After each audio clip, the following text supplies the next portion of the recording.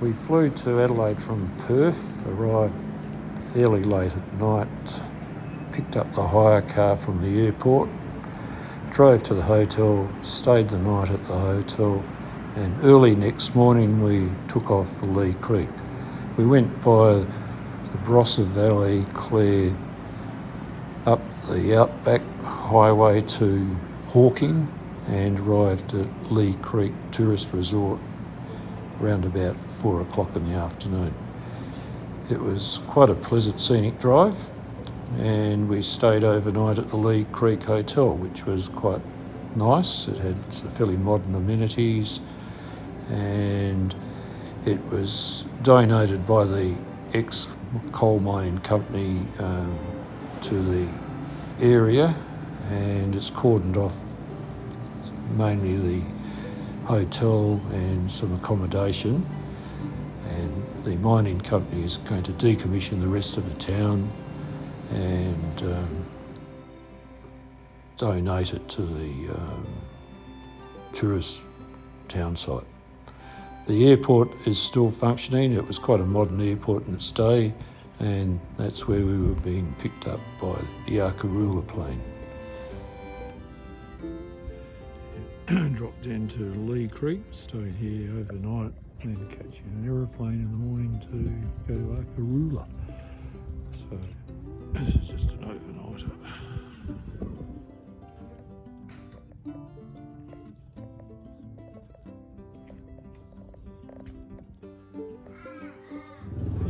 Lee Creek, there was 120 postie bike riders turned up. They were on a charity ride for Apex and riding all around the Flinders Ranges. It's a bit noisy for some of that.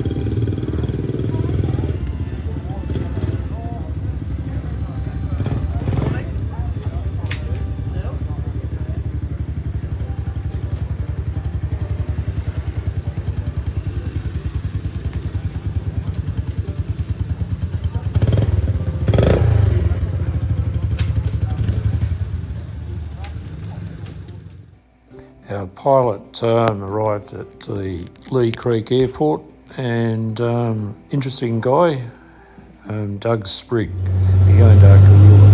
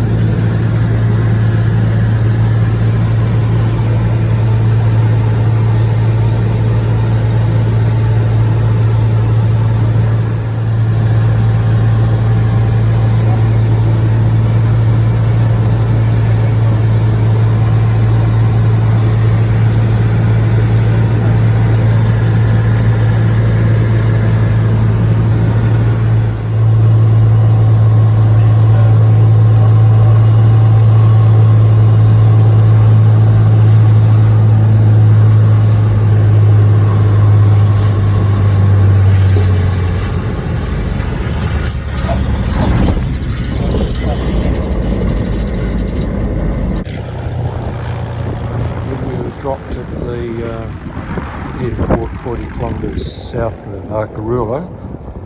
We had to wait for the four-wheel drive to turn up, and this is Doug's plane taking off. He went back to Arkaroola, but he mentioned that it was going to be very rough landing, so that's the reason he dropped us at this airport.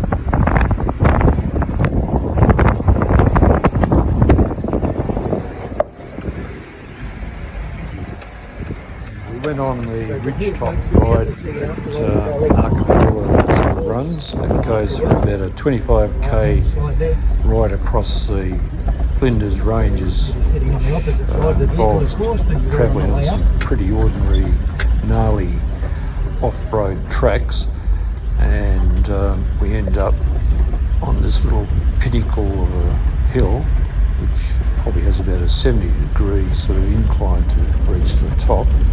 And they provide tea and lamingtons, and you sit and look at the view across Lake From, which is the second biggest salt lake in Australia, and it's probably about 800 feet above the cliff, goes down 800 feet to the base of the Flinders Ranges. It's really quite a spectacular drive. It was a bit scary at times, and I was impressed with the four-wheel drive drivers that managed to get up some of these inclines.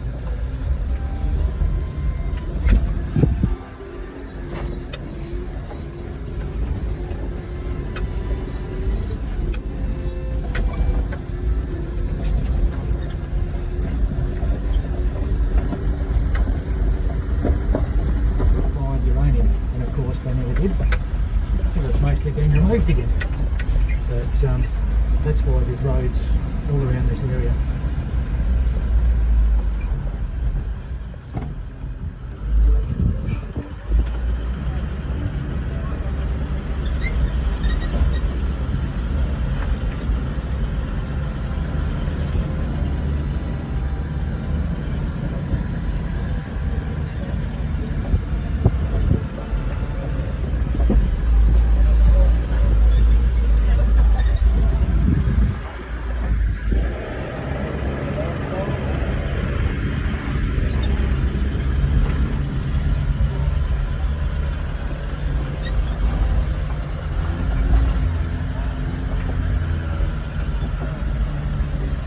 So folks, you can see out to Lake Frome, and you can see there's a dust storm out there. See that? The salt blowing all over the place. There's a dust storm on Lake Frome, so we'll see that from our final lookout. We'll get a good view of that.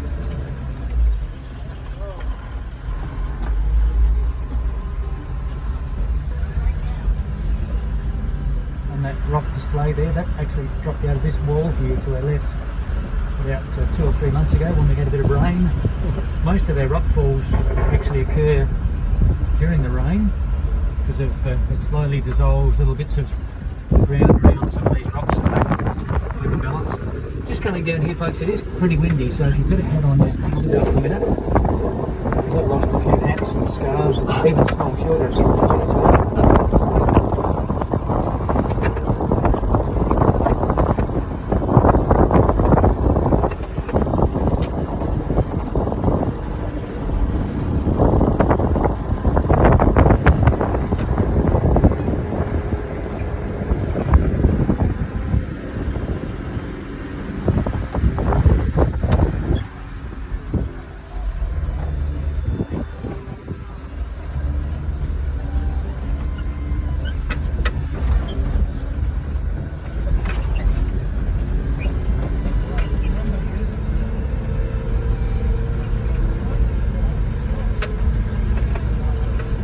back at the first lookout, Trevor would have talked about the armchair, the big granite intrusion called the armchair. Well, that's it over to our left.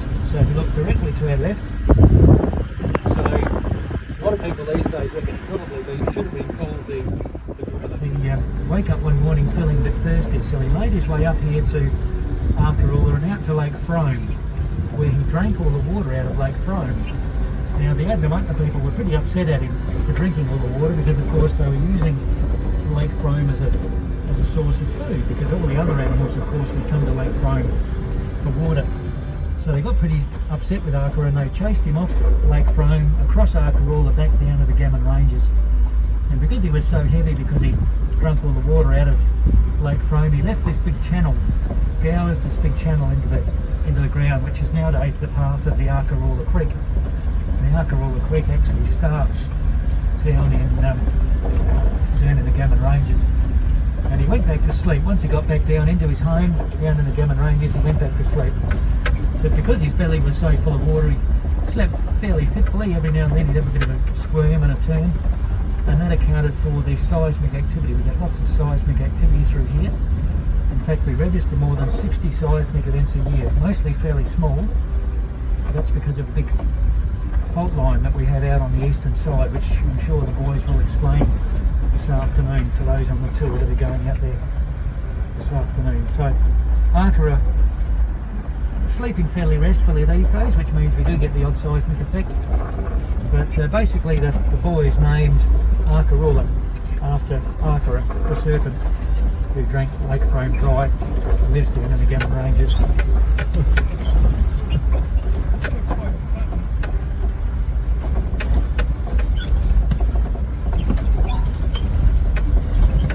So you see,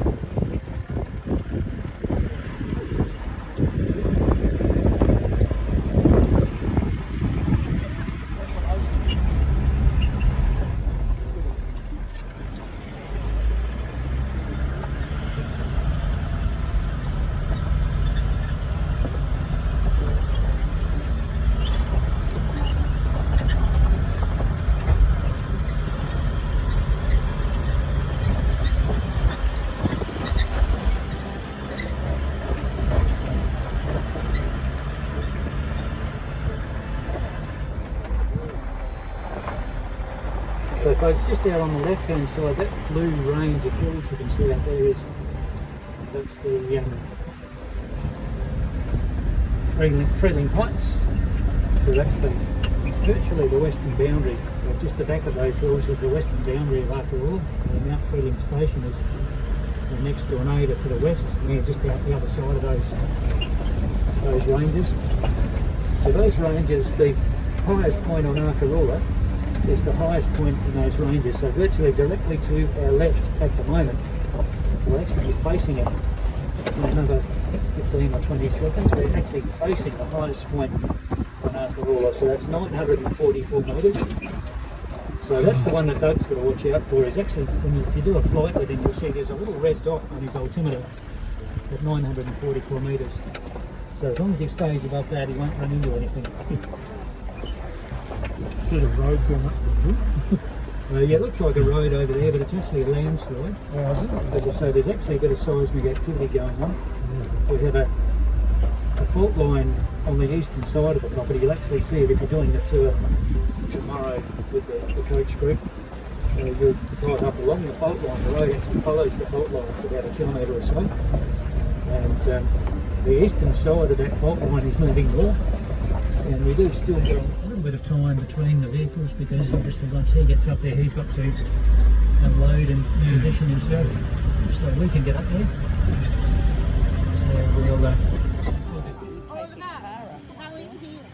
just to know you.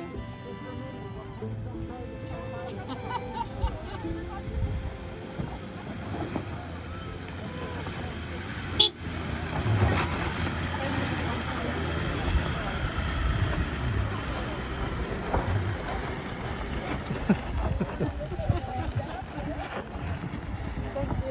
if you're not careful, you could end up in a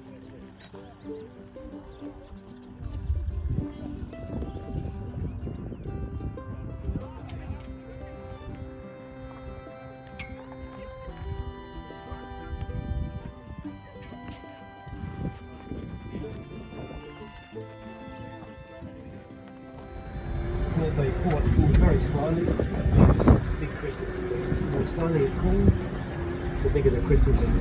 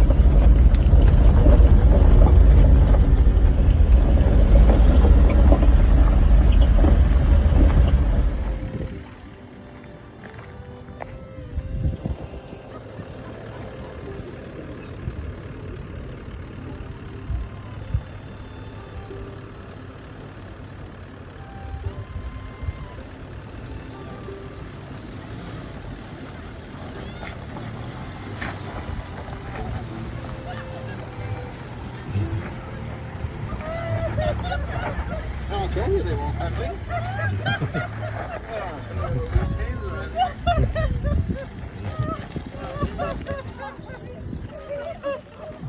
Over on the right hand side, this is Sunshine Pound, and Sunshine Pound goes out all the way out in front of us. We're actually just coming down the side of Sunshine Pound at the moment. So a pound is a little circle of hills with a bowl in the middle. Of course, probably the most famous pound through the ranges is Wilpena Pound. Although technically speaking, Wilpena Pound is not actually a pound, it's a valley rather than being a little circle that appeals, but that's not really a problem. The name pound comes from the idea that in the early days the pastoralists used to use them to hold their stock. So it comes from impound or compound. And with this one, Sunshine Pound,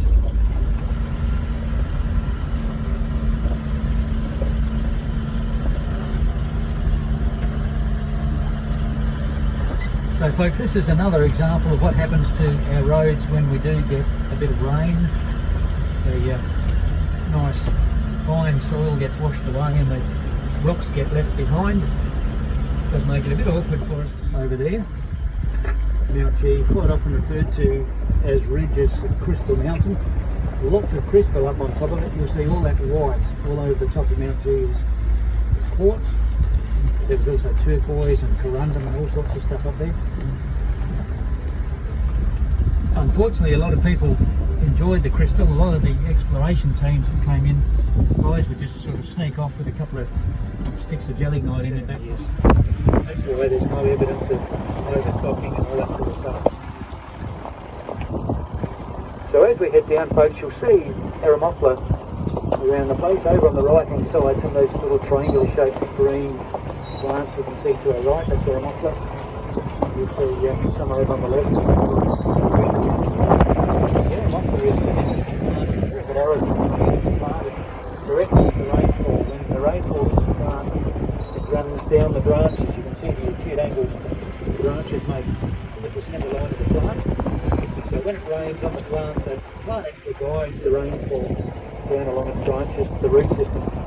So it can increase its effective rainfall by about 25% simply because of its shape. Named after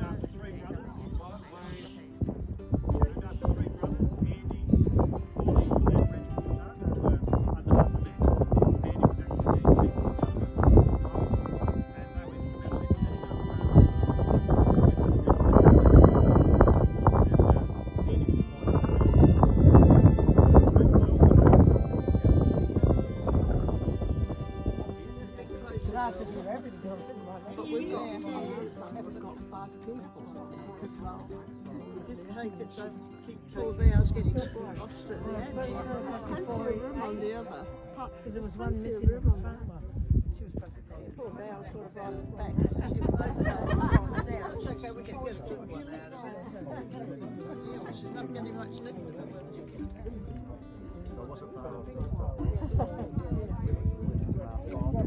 And they kicked us out. What is this going in? 19 goal to 6. Down in Melbourne. So they're pretty cherry ripe. They are, aren't they?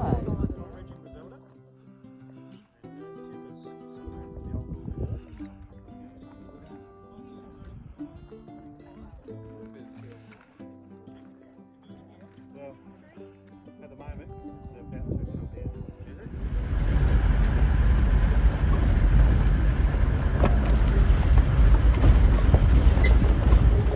We actually come back along the same route. So on the way up, we'll be able to look at it. So that means if there's anything that falls out, anyone that falls out, we will come back along the main road or along this road and pick you up. So if anyone does fall out, folks, I'll leave it up to you to decide whether or not we need to stop and pick them up. Because if you're not getting on very well with someone, and they fall out as they come through, because there's just simply not enough space in a lot of places.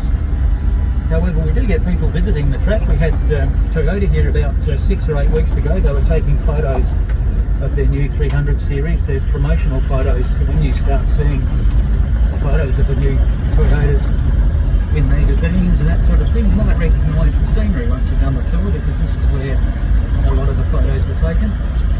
We had Ford here about 3 months ago. They had 4 vehicles which were disguised. They were left-hand drive, so they were obviously vehicles from the US that they were probably testing to see whether or not they would be any good to be released here in Australia on the Australian market. So they were here with plastic panels stuck all over them, so we couldn't tell what they were. And we had Volkswagen here in January this year, so a lot of the manufacturers do come here and try their vehicles out. But we also have people like the universities. The University of Adelaide, for example, has been bringing geology students up here for more than a century. They do still come up here. So there are a few vehicles that we do see up here at times. So just heading through a little area of Curly Mallee. The trees you can see around us at the moment, quite unusual leaf design on the branches. The Curly Mallee, it is a mallee of course, so it does come back pretty well after a drought or a fire. And you see it is starting to come back. I actually got to bring the motorbike in.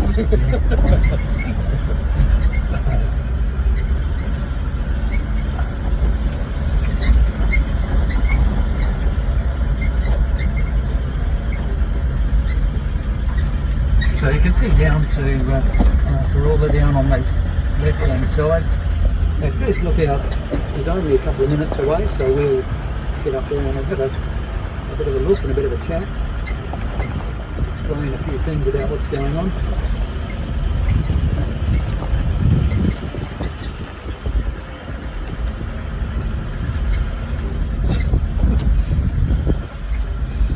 Seem to know what you're doing driving in this. I've been here before. Yeah. Trevor, this is Andrew, you copy?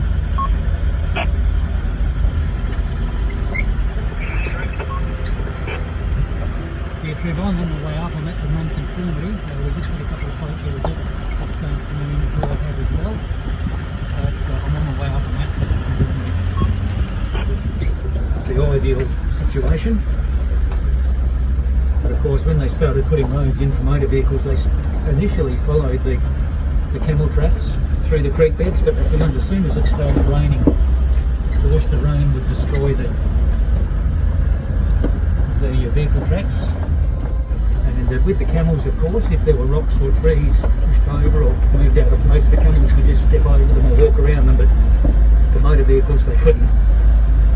So after the war, the Americans actually came to Arkaroola during the war looking for uranium, track through one of the creek beds following the camel track, but as soon as it rained it destroyed the track, and they figured out of course that they needed to do what they've done here and go up over the tops of the hills rather than go through the tracks or through the creeks for the vehicles.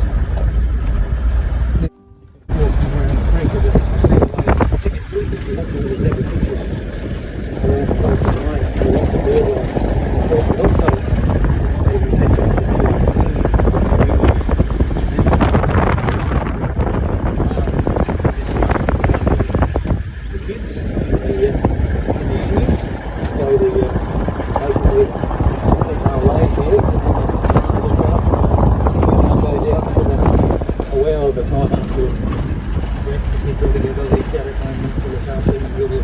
cleaning and everything.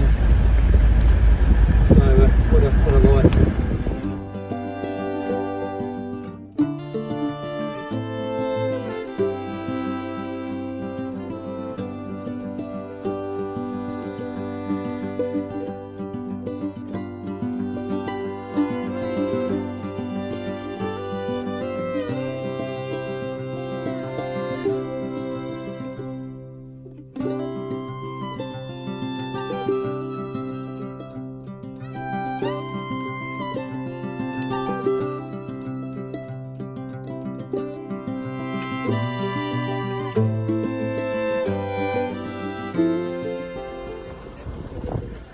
So you can see a little bit of salt being blown around out on the lake there.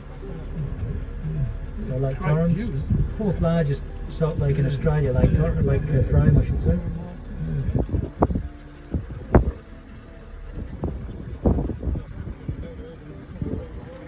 Alright, so we'll get going, get up there, and hopefully the lamingtons will be out of the oven and the kettle will be boiled by the time we get there.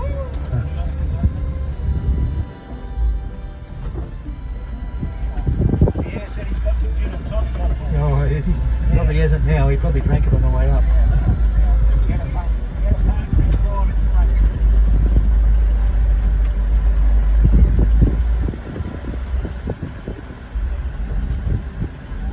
So you'll see as we turn the corner up here, there are a couple of different tracks that we use. The track on the right we call the Ford track, so that's the way the Fords normally go up. Toyotas normally just go straight up the middle of course. So that's where we're going to go.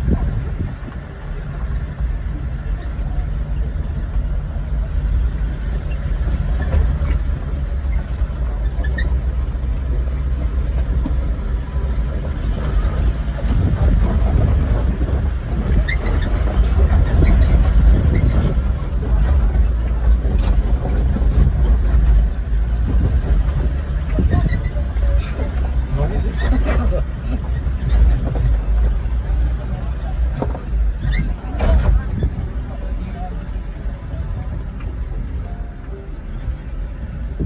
Got heavy forest here.